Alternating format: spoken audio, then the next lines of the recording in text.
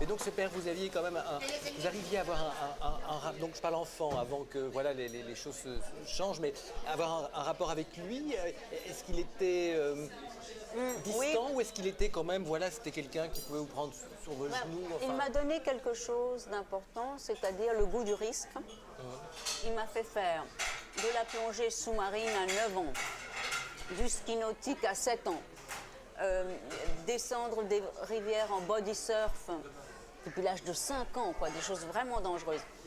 Et aussi, il avait une sorte d'énorme bouique avec le toit pour mettre des bagages. Hein?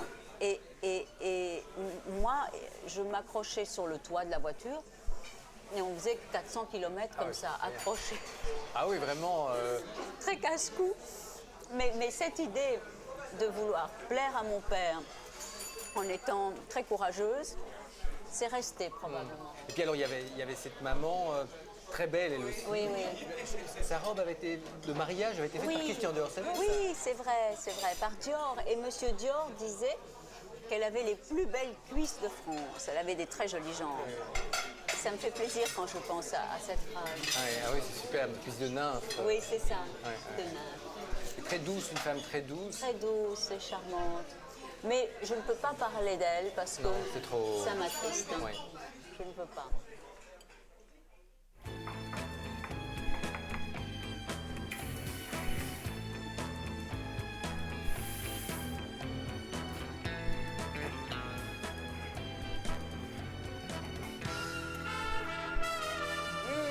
S'il vous plaît. Ah, là, les choses Mais comme sérieuses c'est commencent. Alors, Ordinaire. vous me dites stop, hein. Ah oui, d'accord. Puisque ce n'est pas de la truffe chinoise, je ne vais pas dire stop. Ah bah non. S'il vous plaît. Voilà, c'est parfait. Super. Que je suis gâtée. Filet de part de ligne Ah, ça à a l'air l'origan formidable. et À basilic l'origan. frais. Super. Je vous souhaite un très bon appétit. Merci. L'envie de jouer, d'être une artiste, était née quoi dans les salles de Mexico, vous regardiez Cécile B2000 ou à l'Alliance française, vous regardiez Bergman. Oui. Donc cette envie de jouer, d'être artiste, elle est née très tôt en fait. Oh oui, dans vraiment la toute petite enfance, j'ai commencé par être un bébé et je savais que que ma vie serait splendide. Vous sentiez ça, mais splendide dans l'art, à travers l'art, c'est quelque chose que vous sentiez. Ouais. Et quand j'ai été danseuse, donc, très tôt, et la première fois que j'étais sur scène à Bellas Artes, c'était très, très important. C'était le jour le plus important. Il y avait Noël, et puis ça, le fait chaque année de faire cette pièce de théâtre dansée par l'Instituto. Voilà, spectacle. Je sais que le tout premier, en revanche, c'était un peu une frustration, je crois, parce que vous vouliez être cette sylphide, enfin c'est... C'est-à-dire que moi j'espérais, parce que j'étais dans une classe où il y avait les danseuses, les grandes danseuses, qui étaient déjà plus fortes que moi.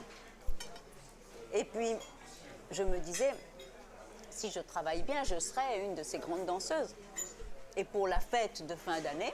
C'était à l'opéra, enfin qui se jouait... Oui, l'opéra Bellas Artes du Mexique. Enfin, c'était une grande salle. Voilà, j'aurais ma robe de sylphide, des pointes, et je pourrais faire les scènes romantiques sous la lune, etc. Et puis non. Donc immense frustration. Je n'ai pas été distribuée là-dedans. Mais vous vous êtes rattrapé par la suite. Voilà, exactement. Mais alors, l'idée d'être le petit rayon de soleil, parce que c'est ça que j'ai incarné, avec des rayons en carton sur la tête, j'étais Humilié. humiliée et chagrinée. J'ai fait un méga caprice, enfin bon.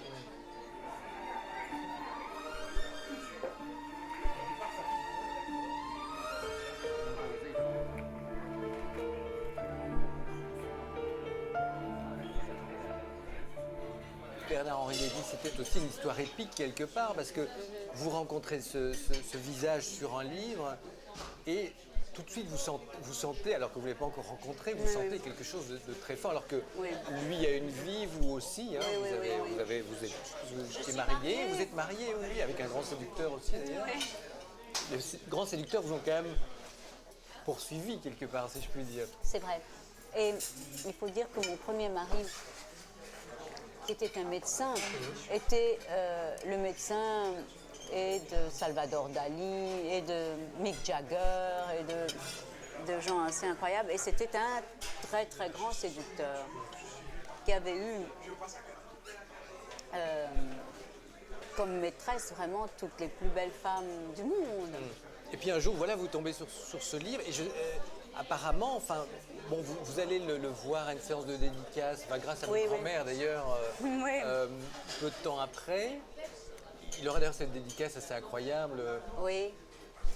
qui est... C'est cette dédicace sur ce livre de la barbarie à visage humain qui est en attendant et avec des petits points de suspension. Pour Ariel en attendant, oui, c'est quand même... Ouais. Vous l'attendrez longtemps, si je puis dire, entre la première rencontre et le mariage en 93. Non, mais entre la première rencontre et l'amour, ce n'est pas si long. Non. Ensuite, c'est long, l'amour caché. Oui, c'est ça. En fait, c'est ça. Vous Dure dites à 7 un moment, ans. je suis rentré dans le tunnel de la double vie, qui était finalement quelque chose de pas très, enfin, assez douloureux, quoi. C'était pas très simple. Ça l'est toujours pour tout le monde. Ouais. Ça l'est toujours pour tout le monde. Et d'ailleurs, c'est même des situations assez diaboliques. Parce qu'on entre dans une irréalité de mensonges et de stratégies qui finissent parfois dans les drames les plus absolus. Hein. Mais nous vivons ensemble d'abord pendant 4 ans. Ensuite, on se marie. Mais rien n'est jamais acquis dans la vie. Rien. Tout est léger comme une plume. Et en même temps, enfin, inflexible. Mais délicat. Est-ce que finalement, vous avez réalisé ce dont vous rêviez enfant? Oui. J'ai l'impression que vous êtes d'ailleurs toujours... Enfin, il y a une grande part d'enfance en vous, il y a toujours une enfance. Oui, parce que comme je n'ai pas d'enfant, en plus, je suis mon propre enfant. Oui, d'ailleurs, marrant que vous disiez ça, je pense que vous avez dit que vous ne vouliez pas d'enfant parce que cet enfant vous ferait disparaître. Oui. Qu'est-ce que ça veut dire? Enfin, Mais qu'elle vous crois- éclipse Non, parce que je crois que dans la nature, déjà, c'est la loi. Une fois qu'on a engendré, qu'on s'est reproduit, on peut disparaître. Ça n'a plus d'importance, votre existence. L'important, c'est de faire survivre l'espèce. Et vous avez encore envie de vivre 1000 vies. Il vit, et puis je sais tellement ce que c'est que d'être un enfant. Et je vois beaucoup d'enfants d'artistes, et ça me semble vraiment pas tellement enviable. Et je trouve que les métiers qu'on fait sont des métiers de folie quand même. Et je ne pourrais pas bouger si j'avais un enfant. Je serais crucifiée à l'idée de devoir le laisser même un quart d'heure. Je me sentirais tellement coupable et je détesterais ça.